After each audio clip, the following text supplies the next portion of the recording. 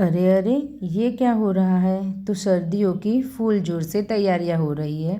तो आज मैंने ऐसी रेसिपी बनाई है कि जिसमें सर्दियों में ताकत देने वाली पूरी चीज़ें आ जाएगी और आप इसे मिठाई समझ के खा लोगे, आपको पता भी नहीं चलेगा। इसमें सारी चीज़ें एकदम माप के डाली जाती है, तो ज़रा ध्यान से देखना।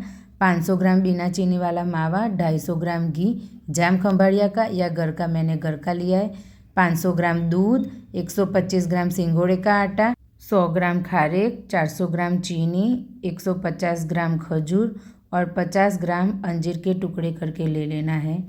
ये सारी चीज़ें आप सर्दियों में स्किप बिल्कुल नहीं कर सकते हैं।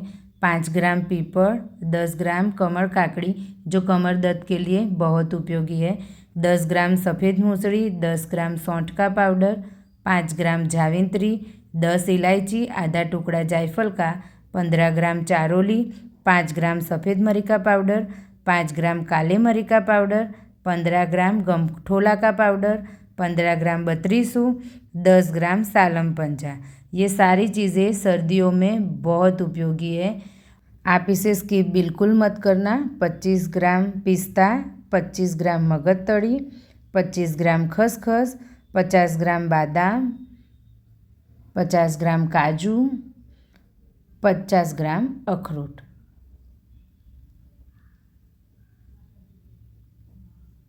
अब हम कमर काकड़ी को कूट लेंगे थोड़ा सा, क्योंकि मिक्सी जार में ये डायरेक्ट नहीं पीसेगी, इसे थोड़ा सा कूटना पड़ेगा। तो मिक्सी जार में कमर काकड़ी, पीपल, सफ़ेद मूसली, जावित्री, सौंठ का पाउडर, गंठोड़ा का पाउडर, काला मरी पाउडर, सफ़ेद मरी पाउडर, बतरीसू, चारोली, सालम पंजा, ये सारी चीज़ें मिला के मिक्सी जार में हम बराबर पीस लेंगे।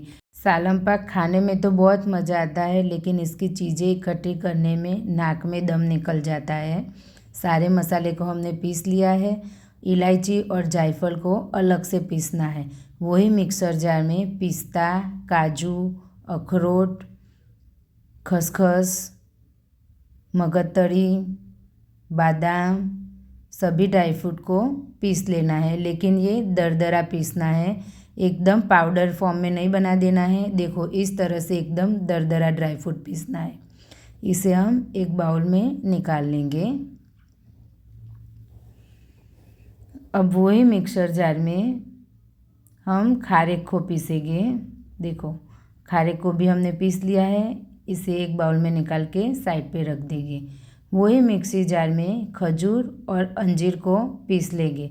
खजूर और अंजीर में हमने जो 500 ग्राम दूध लिया था ना, वो दूध थोड़ा हम मिलाएंगे तो आसानी से खजूर और अंजीर पीस जाए। सालम पाक का सबसे मुश्किल टास्क है सारी चीज़ों को इकट्ठी करना, बाकी बनने में तो 15 से 20 मिनट में सालम पाक बन जाता है। ये जायफल और इलायची भी मैंने पीस लिया है। एक प्लेट को पहले से ही घी से ग्रीस करना है। एक जाड़े तले वाला बर्तन लेके उसमें 3 बड़े चम्मच घी लेना है और घी को गरम करना है। घी गरम हो जाए तो उसमें पीसे हुए ड्राई फ्रूट को मिलाना है और उसे चलाना है। ये सारी प्रक्रिया हमें धीमी आंच पे ही करनी है। ड्राई फ्रूट 2 से 3 मिनट में पक जाएंगे। जब ड्राई फ्रूट पक जाएंगे तो हल्के हो जाएंगे इस तरह से।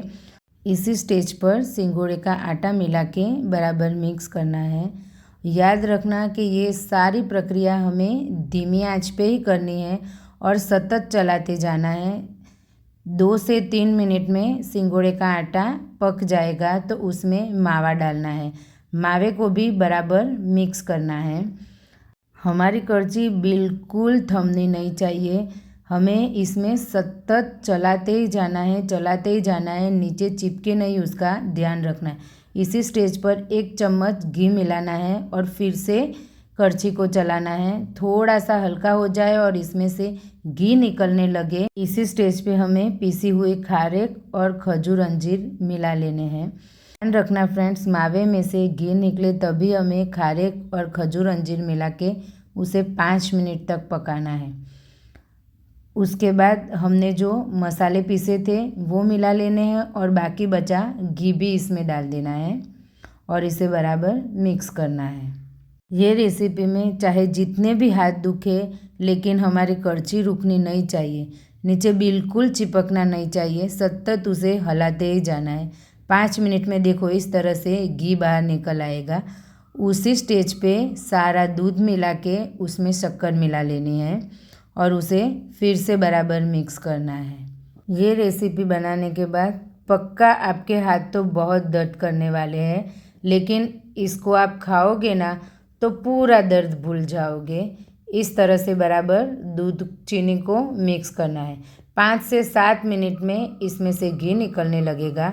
इसी स्टेज में चारोली और जायफल का पाउडर और 1 चम्मच सौंठ का पाउडर मिला के बराबर मिक्स करना है। इसमें से ढेर सारा घी निकलने लगे तो समझ लेना कि हमारी रेसिपी परफेक्ट बनके तैयार हो चुकी है। अब हमें घी को ग्रीस की हुई थाली में निकाल लेना है और उसे बराबर फैला लेना है। एक प्लेट में फैला के इसे बराबर प्रेस करना है। इसे प्रेस करना बहुत ज़रूरी है।